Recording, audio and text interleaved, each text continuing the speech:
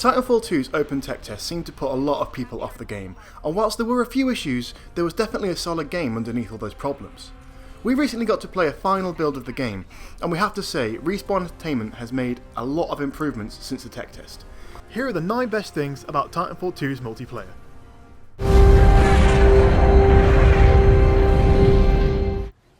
We got to play a bit of Bounty Hunter and a bit of Pilot v Pilot in the open tech test, and whilst those modes are good for showing off the big picture of Titanfall 2, it's not until you get into the last Titan standing that you can really appreciate the level of work that's gone into making each Titan feel unique. We played a good number of these matches, and it quickly became our favourite mode. You'd see heavy hitting, slow moving Titans like Legion lay down the front line, whilst quick moving auxiliary classes like Northstar move to flank. The maps chosen for this mode usually have a variety of paths you can take advantage of, but you're going to want to coordinate with your team. A lone Titan can get picked off in seconds in this mode, and then you're useless to everyone. We recommend disembarking your Titan ASAP and grabbing one of the spare batteries that spawn in. That bit of extra shield in this mode is going to really help you out.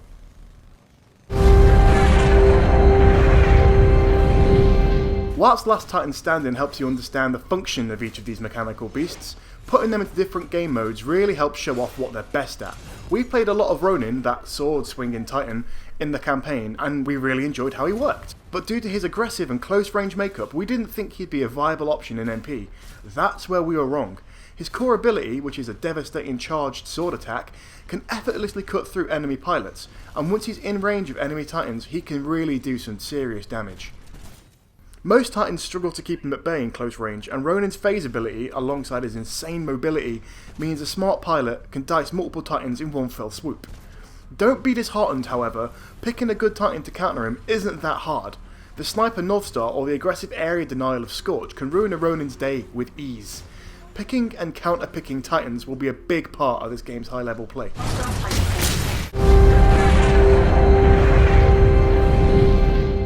Suffice to say, the original looks of the Titans in this game aren't really all that inspiring. They're functional killing machines, and that's fine, but they look like they've just fallen off the dystopian production line. That's not really our thing, so equipping vicious man-killing machines with hot pink zebra stripes is a fantastic option. The fact you can mix and match pilot skins, Titan skins and weapon skins at will is fun, and though you sadly can't alter the modules on your Titan, being able to give them brightly coloured war paint is a fair trade-off. Performing certain deeds can unlock certain colours too. If someone sees you rushing in with a gold-skinned iron, they know you've taken down a lot of other Titans in that thing. Or you could have just bought it from the shop, but that is quite expensive, so you probably just want to unlock it. The levelling system in-game isn't really that different to what you would have played around with in the open tech test. Ranking is based on credits, and you can get 1 credit per match completion, 1 credit per win, and a bonus if you perform well during the match.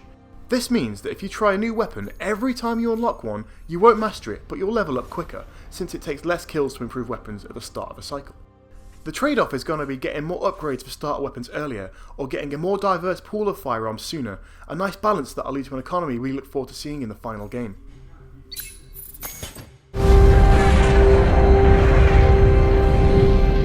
In the open tech test, your pilot could easily grapple to an enemy Titan and remove its core. Once it was on you, there was very little you could do to shake it off. Every Titan now has access to electric smoke, an anti-pilot field of gas that damages enemies as long as they're in range.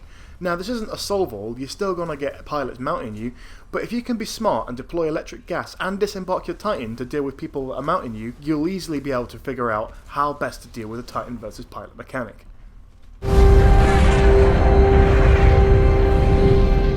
In the open tech test, it often felt like we were being picked off in seconds by some OP weapons from across the map. Well, in the build we played, that's no longer the case. The weapons still certainly pack a punch, but they all feel more balanced now. Headshots deservingly do good damage, and body shots stagger as you'd expect.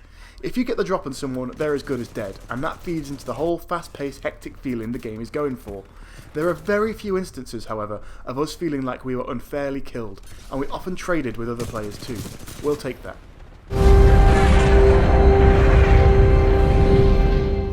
If you played much of the open tech test, you'll know that there were problems with snipers. They were everywhere. It was crawling with snipers. But this time, the game seems to give you the tools to deal with it. If you can activate a pilot skill in game, there are a variety of options that can confuse enemy snipers and allow you to close in. You can activate a burst of holograms, or deploy AI controlled ticks, or even simply cloak yourself. We use that a lot in the multiplayer, and it's really effective at closing down the range.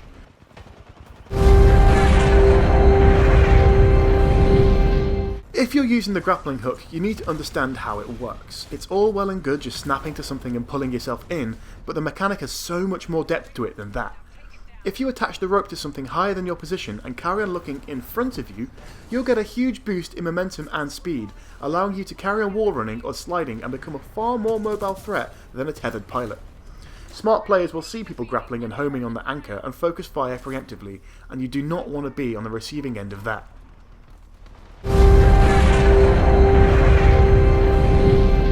Doom Titans used to have a timer on them. Once they received enough damage, they'd eventually blow up. Now, in an effort to make Titans feel more powerful, that timer has been removed, and the Doomed indicator on a Titan is effectively another shieldless health bar instead. This means that even if a Titan is on the verge of death, they're still capable of unleashing their core abilities and destroying your whole team in one virtuous last stand. It's a very powerful trick, so be warned. So there you have it, the 9 best things about Titanfall 2's multiplayer. We'll see you when the game launches on October 28th on PS4, Xbox One and PC. Don't forget to like, comment and subscribe. See you next time.